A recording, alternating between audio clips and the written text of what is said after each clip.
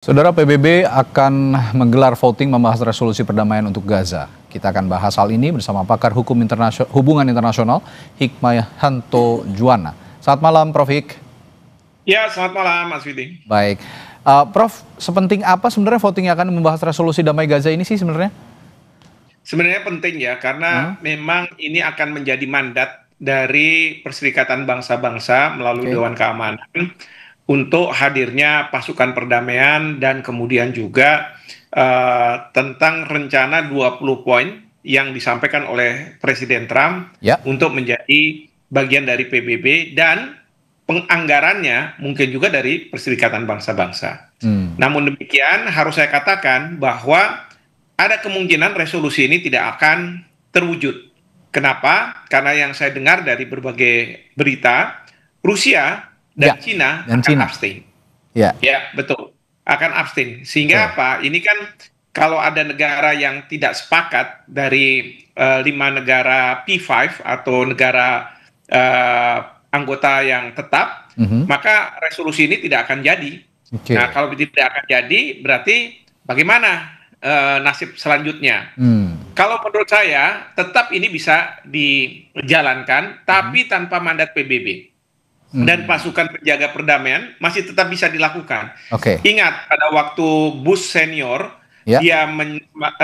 Bush junior, dia melakukan serangan ke Irak, itu diveto oleh Prancis, sehingga resolusi Dewan Keamanan tidak ada. Tetapi kemudian Amerika Serikat membuat apa yang disebut sebagai coalition of the willing.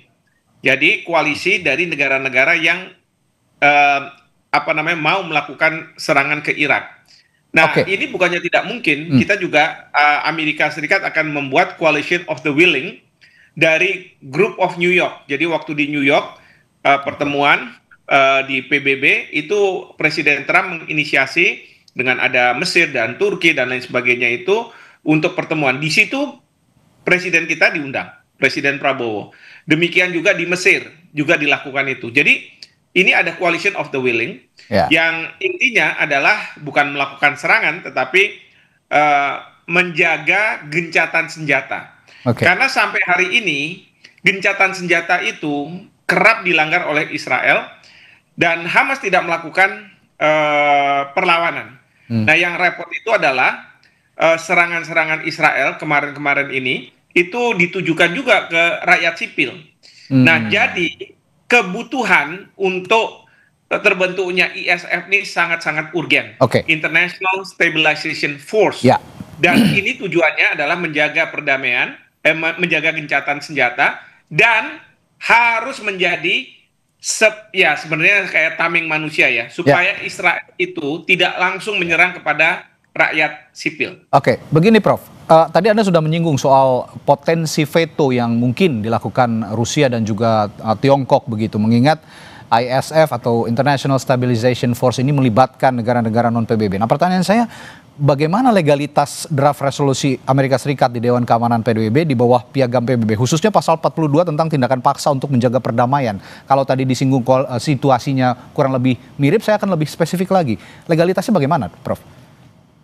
Ya, legalitasnya ya tentu serangan atau tugas yang diemban di Gaza nantinya itu tidak memiliki legalitas dalam konteks Perserikatan Bangsa-Bangsa. Memang tidak. Tapi bukan berarti tidak pernah ada ya di luar konteks PBB yang katakanlah terbentuknya suatu koalisi. Nah, catatannya adalah jangan itu dilakukan secara unilateral, tapi harus dilakukan secara multilateral. Ya, maka ada yang namanya coalition of the willing. Nah, kalau dulu coalition of the willing to attack Iraq, sekarang coalition of the willing to preserve truce in Gaza. Seperti itu. Nah, saya masuk ke rencana Indonesia juga yang akan mengirim sekitar 2.000 pasukan perdamaian katanya ke jalur Gaza sebagai nominasi International Law Commission ya, ILC. Itu menurut Anda dari Indonesia, bagaimana pandangan Anda tentang rencana pengiriman pasukan ini? Kalau menurut saya sah-sah saja. Jadi kalau misalnya Presiden Trump nanti menghadapi permasalahan resolusinya tidak diterima, karena resolusi itu sebenarnya tidak hanya bicara soal ISF, tapi ada pemerintahan sementara yang akan penasehatnya diketuai oleh Presiden Trump, yang itu tidak sangat disetujui oleh Rusia. Dan kemudian juga tidak setujui mungkin juga oleh Cina, ya, dengan dia membuat abstain gitu ya. Ya. Tapi kalau terhadap gencatan senjatanya itu, mereka mengapresiasi. Terhadap ISF itu, mereka mengapresiasi.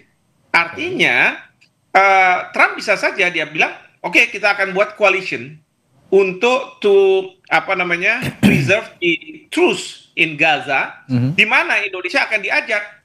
Nah, yang jadi tantangan bagi Indonesia sekarang itu adalah Israel kemarin membuat persyaratan, boleh kamu masuk ke ISF ini, tapi terhadap negara-negara yang sudah mengakui kami sebagai sebuah negara.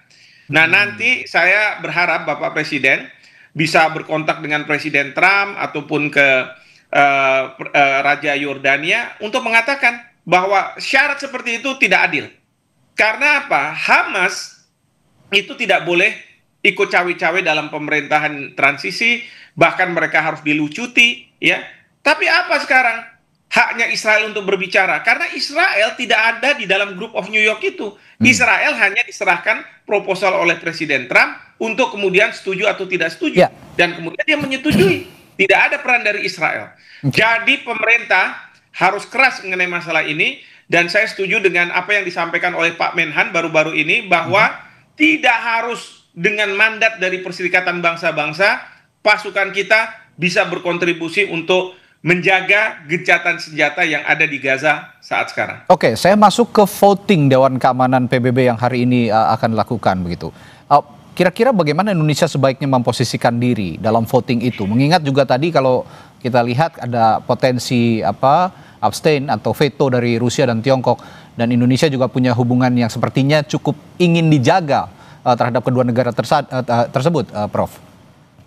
Intinya Indonesia tidak bisa melakukan apapun terhadap voting itu, karena Indonesia bukan anggota dari Dewan Keamanan PBB. Namun demikian, kalau misalnya masih memungkinkan, Indonesia bisa melakukan lobby kepada pemerintah Rusia dan kemudian ke pemerintah Cina untuk supaya bisa memahami kenapa kita perlu yang namanya ISF ini. Ya, terlepas dari Presiden Trump mau jadi penasehat, sudahlah, terima aja itu. Itu kan keinginan Trump gitu ya, belum tentu juga akan efektif. Nah, yang penting adalah ISF dan pemerintahan transisi yang akan melakukan rekonstruksi terhadap Gaza. Nah, dengan adanya ISF, maka Israel tidak bisa sembarangan dia melakukan serangan ke Gaza, tapi sebaliknya juga kita harus memastikan bahwa dari Gaza tidak akan ada serangan ke Israel seperti yang dijanjikan oleh Presiden Prabowo ketika di Majelis Umum PBB, bahwa yang menjamin keamanan dari Israel adalah masyarakat internasional, termasuk Indonesia. Maka kita willing, kita bersedia untuk mengirim sampai dengan 20.000 pasukan. 20.000 itu besar. Ya, sangat jadi besar. kalau Amerika Serikat kemarin bilang cuma 200 orang, mungkin negara-negara Timur Tengah juga berapa, belum lagi nanti dari Turki juga berapa gitu ya. Tapi Indonesia ini yang paling besar nih, 20.000. Ya, nah bicara soal norma hukum internasional, apakah partisipasi Indonesia dalam ISF misalnya bisa memperkuat norma itu dari perspektif Global South atau berisiko menjadikan Gaza sebagai laboratorium untuk intervensi Barat, mirip kekhawatiran atas relokasi Palestina, Prof? Begini, jadi selama ini saya harus akui bahwa ketika kita mengirim pasukan untuk peacekeeping operation, itu selalu berada di bawah mandat PBB. Namun demi kemanusiaan dan demi rakyat Palestina yang ada di Gaza untuk tidak diserang oleh pihak Israel, maka Bapak Presiden harus berani mengambil keputusan. Karena ini merupakan sejarah, ya. Dan kita tentu tidak akan berpihak ke misalnya Amerika Serikat untuk menyerang Hamas misalnya. Kita juga tidak mau melakukan penyerangan terhadap Israel, meskipun itu yang dikhawatirkan oleh Israel dengan adanya pasukan 20.000 dari Indonesia. Karena Israel tahu bahwa Indonesia ini sangat berada di belakang Palestina. Tugas kita adalah menjaga gencatan senjata yang selama ini sudah dibangun di sana, dan kita tidak mau bahwa gencatan senjata ini akhirnya rapuh dan kemudian tidak berjalan. Ya. Dan kemudian Bapak Presiden harus juga membicarakan tentang siapa yang harus menjadi pemimpin dari pemerintahan transisi, walaupun penasihatnya boleh Trump, ya. Tetapi di lapangan, kalau bisa itu adalah warga negara Indonesia. Ya, kalau bisa warga negara Indonesia terlibat langsung dalam proses transisi pemerintahan di jalur Gaza. Betul Baik, sekali. Terima kasih Profesor Hikmahanto Juwana telah berbagi perspektifnya malam hari ini di Sapa Indonesia Malam. Kita jumpa lain waktu, Prof. Selamat malam.